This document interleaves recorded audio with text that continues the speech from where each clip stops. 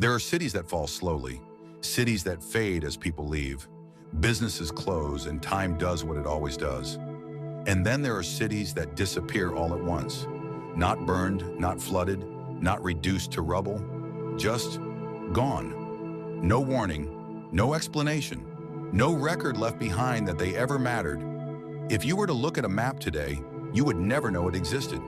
The roads stop short, the names vanish, the land appears uninterrupted, as if history simply skipped a chapter.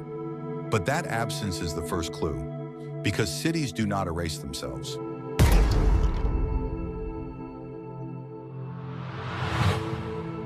The city that was quietly erased once lived and breathed like any other. Children walked its streets on their way to school. Shopkeepers unlocked metal shutters at dawn. Lights glowed in windows at night. It had a name people said without thinking, because they never imagined a day when saying it would feel like an act of defiance. Then one year the maps changed. Official records show adjustments, boundary corrections, development updates. Nothing dramatic, nothing alarming. Just small edits, the kind that go unnoticed. But on the ground, something was happening that paperwork could not explain. Families were told to relocate. Addresses stopped working. Mail was returned unopened. Street signs were removed quietly, often at night. Residents assumed it was temporary, a project, a misunderstanding. Someone would clarify things soon. No one did. Journalists who tried to investigate hit dead ends. Archives returned conflicting data. Photographs were mislabeled. Census records were reassigned to neighboring regions. It was not that evidence was destroyed. It was diluted, scattered, and reclassified until nothing pointed clearly back to the city itself.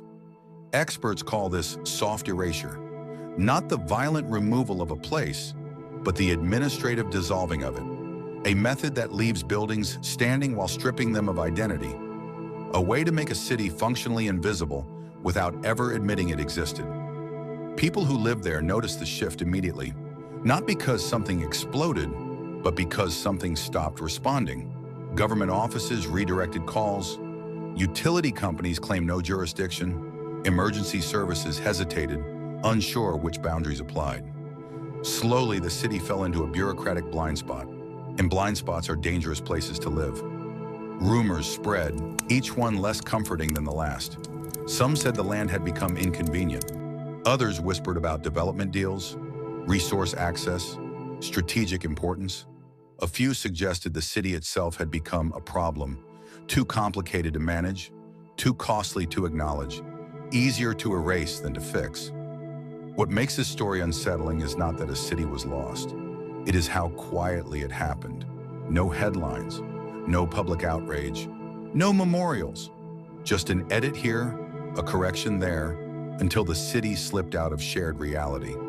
When former residents talk about it now, they describe a strange loneliness. Not just losing a home, but losing proof that the home ever mattered. They are asked for documentation they no longer have. They are told their memories conflict with official data. Over time, some stop explaining altogether. Because how do you defend a place that no longer officially exists?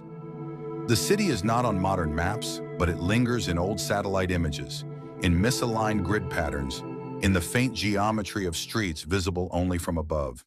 It survives in personal photographs with dates that no longer match locations, in stories that sound too detailed to be imagined, which raises the question that makes this story impossible to ignore. If one city can be erased this completely, how many others have already disappeared without us noticing? If you stand where the city once was, nothing tells you that it should feel different. The land does not announce its absence. Wind moves through the fields without hesitation. Birds nest where rooftops once caught the sun. From a distance, it looks peaceful, even complete. But peace can be convincing when history has been cleared away. The closer you look, the harder it is to ignore what does not belong. The ground rises in straight lines that do not follow nature. Trees grow in careful spacing, as if respecting streets they no longer remember. Beneath the soil, foundations remain intact, sealed away rather than destroyed. This was not decay. This was removal. Researchers who study displaced cities describe this as intentional forgetting. a process where a place is allowed to physically exist while being erased conceptually. Not destroyed enough to provoke outrage, not preserved enough to demand recognition, just enough to vanish quietly. Former residents do not describe it as disappearance. They describe it as being slowly edited out of the world. Addresses stop working. Birth records reference locations that no longer appear anywhere. Legal documents list hometowns that officials claim never existed. Over time, the burden of proof shifts onto memory, and memory is treated as unreliable. This is how erasure completes itself. Not by force, but by exhaustion. Psychologists note that when people lose a place without acknowledgement, the loss becomes harder to process. There is no ceremony, no shared language for grief. Without recognition, displacement feels unreal, as if mourning something imaginary. The city becomes a private truth in a public world that refuses to validate it. Governments rarely speak about erased places directly. When they do, they rely on distance and abstraction. Development zones, strategic realignment, administrative necessity, language that removes people from the equation entirely. A city becomes a problem to be solved, not a home that was lived in. But history does not disappear just because it is inconvenient. It changes form. The city survives in stories passed carefully between generations, in photographs with no matching coordinates, in satellite images archived but never updated, in the quiet certainty of people who know exactly where their front door used to be, even if nothing marks the spot now. What makes this story unsettling is how familiar it feels, because erasure is no longer rare. Digital maps update instantly. Borders adjust without ceremony. Neighborhoods lose names overnight. A place does not need to be destroyed to be forgotten. It only needs to be removed from systems people trust, which forces an uncomfortable realization. If maps can be rewritten, then absence cannot be trusted. If records can be edited, then silence does not mean nothing happened. It may only mean something was decided. The city that was quietly erased will likely never return to the map. Its name may never be restored. There will be no official apology, no plaque explaining what once stood there. But erasure has one weakness it can never fully overcome: memory. As long as someone remembers the streets, the laughter, the ordinary days that once filled that space, the city still exists. Not in infrastructure, not in data, but in truth. And truth does not require permission to survive.